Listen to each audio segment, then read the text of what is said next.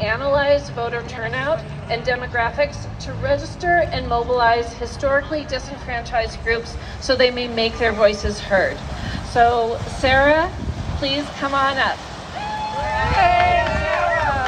Okay, good afternoon, everyone. So, as was said, my name is Sara Thein. I am with the League of Women Voters. And you know what? I am mad as hell.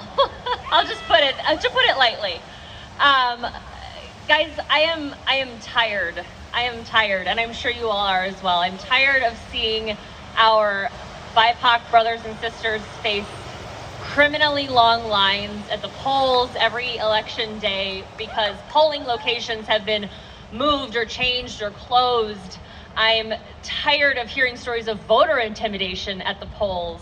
And I'm so sick and tired of the fact that there are people in some states that have to worry at all if their ballot will ever be counted, even though they did everything right. They followed all the right steps. And I'm sick and tired of seeing those in power gerrymander their way into marginalizing BIPOC voices, gathering money from special interest groups to vote for laws that explicitly harm their own constituents. You guys, if your vote didn't matter so much, what's the response to that? If your vote didn't matter so much, they wouldn't fight so hard to stop you from voting, okay? So it is imperative that Congress passes the Freedom to Vote Act, which will protect voting rights, get big money out of politics, reverse Citizens United, slay the corrupt practice of gerrymandering. But the need is urgent, and I don't think this has been said yet. If this bill is not passed by December 10th, when Congress goes into recess for the winter, it will be too late to change the redistricting efforts that are already underway and threaten to even further disadvantage minority voters. So the time for action is right now. So the actions that you are taking today to call and to reach out on social media and to make sure that your voices are heard in support of this bill are absolutely important. So I implore you all, as you already have done, to call, write, email, and visit in person, since they are in town, our own senators, Patty Murray and Maria Cantwell, and persist until they agree to not only support these bills, because that is the minimum that we can do, or that they can do, but to, as representatives of the state of Washington, to take up the mantle as champions of this legislation and ensure that these bills see a vote so that others in other states may know the freedoms of voting that we enjoy here in Washington. We are so lucky or blessed, comparatively, to have things like online voter registration, things that seem so normal to us, but that have been taken away from voters in other states.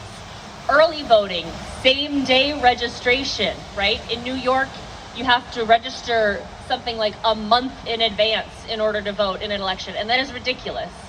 And pre-registration for those who are under 18. So things that make voting so much more accessible and convenient are just a no-brainer. And again, as representatives of the state of Washington, which has some of the most progressive voting laws in the nation, I encourage you to demand that our senators, again, not only support this bill, but really champion it, really take up the mantle and make sure that this sees the light of day. So after this rally, during this rally, we're going to do a lot of outreach into social media, but after this rally, I also want you to join a local organization like the League of Women Voters, like Common Power, like Fix Democracy First, or any of the other 230 member organizations that are part of the Declaration for American Democracy Coalition that is organizing action around this bill. Stay involved, stay in the fight, persist, and do not let up, right? Again, we have less than a month now to make this happen, so let's get it done. Recruit your friends, your family members, make sure that they know how important this is, because even if, again, we live in Washington, we're very blessed to have accessible voting laws, but it's fighting for, others that don't have those same rights. And so gather as many, supporters as you can and join and have them join you in the fight. So as John Lewis said, it's about damn time that we all get in good trouble, necessary trouble, and help redeem the soul of America. So thank you all for listening. Thank you all for showing up and caring. I know, especially when it comes to voting rights, that things can seem dark and dreary at times, and it is not just because we are in Seattle and it is no longer daylight savings time. But we have the chance to channel all of that hopelessness into action and make a difference in the lives of millions who are fighting every day just to make sure that their voices are heard in this democracy. So I call on you to fight for those less fortunate, demand that Congress pass this law, and to keep persisting until we win. Thank you very much.